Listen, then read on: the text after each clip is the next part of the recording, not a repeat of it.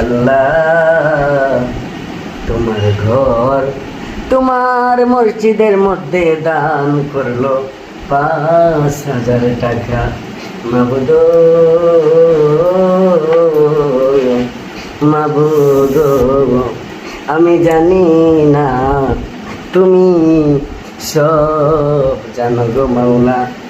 ও মাবুদ, তুমি তো তার দিলের খবর জানো, তার মনে খবর জানো।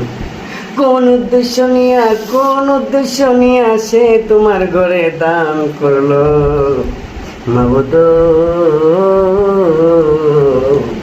মাবুদ, তুমি তার মনের আশা পূরণ করে দাও, তুমি তার ধন সম্পদ বাড়াইয়া দাও এই 5,000 টাকার বিনিময়।